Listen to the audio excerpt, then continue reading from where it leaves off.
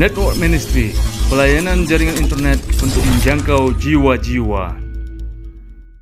Jangan lupa di like dan di subscribe ya channel Network Ministry supaya banyak orang yang terberkati. Terima kasih. Sahabat Network Ministry yang dikasihi Tuhan, pada hari ini kita akan mendengarkan firman Tuhan yang saya ambil judulnya Hukum Pernikahan. Dalam Roma 7 ayat 2 dikatakan demikian, sebab seorang istri terikat oleh hukum kepada suaminya selama suaminya itu hidup. Akan tetapi apabila suaminya itu mati, bebaslah ia dari hukum yang mengikatnya kepada suaminya itu.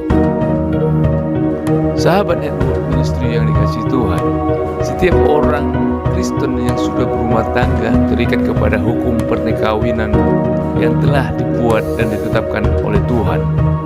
Pernikahan orang Kristen merupakan perjanjian sepasang anak manusia di hadapan Tuhan melalui penumpangan tangan hambanya di gereja.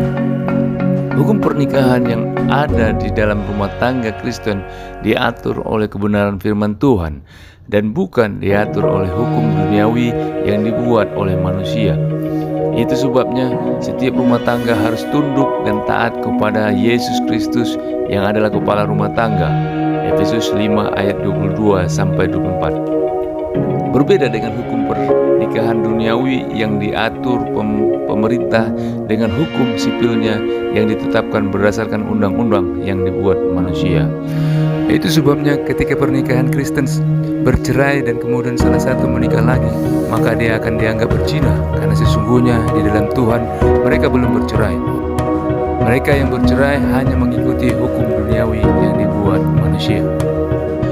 Namun saat ini ada begitu banyak rumah tangga Kristen tidak lagi tunduk dan taat kepada hukum pernikahan dengan melakukan perceraian, poligami, poliandri, perzinahan, istri tidak tunduk kepada suami, suami tidak mengasihi istri, dan lain sebagainya. Rumah tangga sudah berjalan sesuai dengan keinginan sendiri dan mengabaikan perintah Tuhan untuk tetap setia sampai maut menjemput.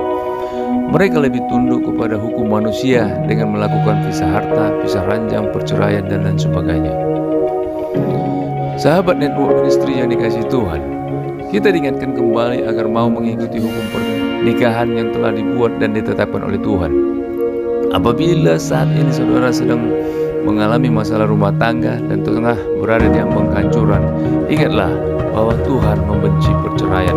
Malayaki 2 ayat 16. Perceraian bukanlah pilihan. Kalau ada orang yang mengatakan bahwa perceraian adalah pilihan terakhir karena adanya penyiksaan yang tidak dapat ditolerir atau tidak cocok lagi, maka hal ini salah besar dan ini bukan dari Tuhan. Karena di dalam perjanjian lama dan perjanjian baru, Tuhan tidak pernah ada mengizinkan perceraian. Sahabat Network Ministry dapat menyaksikan penjelasannya di video ini. Perceraian akan membawa kepada kehancuran yang lebih parah karena iblis akan merasa senang akan hal ini.